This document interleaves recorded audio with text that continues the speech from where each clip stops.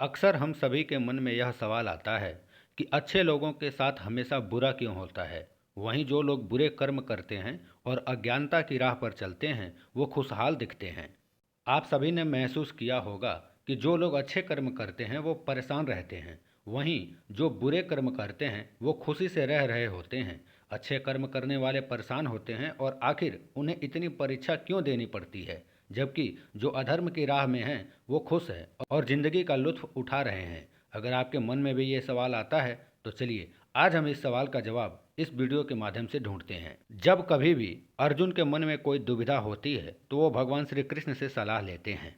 ऐसे ही एक बार की बात है, अर्जुन भगवान श्री कृष्ण के पास जाकर बोले कि वो दुविधा में हैं और इसका जवाब वो श्री कृष्ण से चाहते हैं। श्री कृष्ण ने पूछा कि क्या सवाल है। अर्जुन ने कहा, मुझे ये जानना है कि अच्छे लोगों के साथ हमेशा बुरा ही क्यों होता है, वहीं बुरे लोग खुशहाल दिखते हैं। अर्जुन के मुंह से ऐसी बातें सुनकर भगवान श्री कृष्ण मुस्कुराने लगे और कहे, मनुष्य जैसा सोचता है वैसा महसूस करता है, पर वैसा होता नहीं है, बल्कि अज्ञानता की वजह से वो सच्चाई नहीं समझ पाता। श्री कृष्ण ने कहा, अर्जुन, मैं तुम्हें एक कथा सुनाता हूँ, ध्यान से सुनो। उसे सुनकर तुम समझ जाओगे कि हर प्राणी को उसके कर्म के हिसाब से ही फल मिलता है। प्रकृति हर किसी को अपनी राह चुनने का मौका देती है। अब वो मनुष्य की इच्छा पर निर्भर करता है कि उसे धर्म की राह चुननी है या अधर्म की। कथा शुरू करते हुए भगवान कहते हैं, एक नगर में दो पुरुष रहते थे। एक पुरुष व्यापारी था जिसके जीवन में धर्म की बहुत महत्ता थी। वो पूजा पाठ में यकीन रखता था। वो हर रोज मंदिर जाता था और दान धर्म भी किया करता था। वह रोज मेरी यानी कि भगवान की पूजा पाठ किया करता था। वहीं दूसरा पुरुष बिल्कुल उसके विपरीत था। वह हर रोज मंदिर तो जाता था, लेकिन पूजा पाठ करने नहीं, वह मंदिर के बाहर से जूते चप्पल चुराने जाता था। उसे दान और धर्म से कोई लेना देना नहीं था। समय बीतता गया और एक दिन बहुत जोर की बारिश हो रही थी। इस वजह से मंदिर में पुजारी के अलावा कोई नहीं था। ये बात जब उस दूसरे पुरुष को पता चला तो उसने कहा कि ये सही मौका है मंदिर का सारा धन चुराने का। पंडित से नज़र बचाकर उसने मंदिर का सारा धन चुरा लिया। उसी समय धर्म कर्म में विश्वास रखने वाला व्यक्ति भी मंदिर पहुंचा। दुर्भाग्य से मंदिर के पुजारी ने उसे ही चोर समझ लिया और चिल्लाने लगा।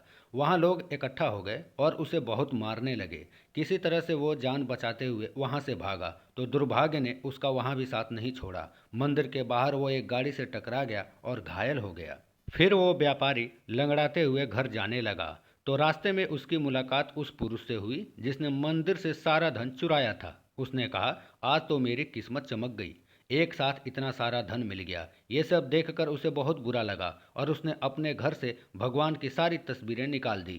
कुछ सालों बाद दोनों ही पुरुषों की मौत हो गई। मरने के बाद जब दोनों यमराज की सभा में पहुंचे और भले पुरुष ने दूसरे व्यक्ति को देखा तो उसे बहुत गुस्सा आया। उसने क्रोधित होकर यमराज से पूछ लिया कि मैं तो हमेशा अच्छे कर्म किया करता था, हरि सुमिरन किया करता था, फिर भी मुझ पर चोरी का इल्जाम लगा और मेरे साथ ऐसा अन्याय क्यों हुआ। और वहीं दूसरे व्यक्ति को कुकर्मी होने के बावजूद भी नोटों से भरी पोटली मिली। आखिर ऐसा भेदभाव क्यों। इस पर यमराज ने कहा, पुत्र, तुम गलत समझ रहे हो। जिस दिन तुम्हारी गाड़ी से टक्कर हुई थी वो दिन तुम्हारे जीवन का आखिरी दिन था, परंतु तुम्हारे अच्छे कर्मों की वजह से तुम्हारी मौत सिर्फ एक छोटी सी चोट में बदल गई। तुम इस दुष्ट व्यक्ति के बारे में जानना चाहते हो। दरअसल इसके भाग्य में राजयोग था, मगर इसके कुकर्मों और अधर्म की वजह से वो सिर्फ एक छोटी सी धन की पोटली में बदल गया। कथा सुनाने के बाद श्री कृष्ण अर्जुन से कहते हैं, पार्थ, क्या अब तुम्हें तुम्हारे सवाल का जवाब मिल गया। ऐसा सोचना कि भगवान तुम्हारे कर्मों को नज़रअंदाज कर रहे हैं, ये बिल्कुल भी सत्य नहीं है।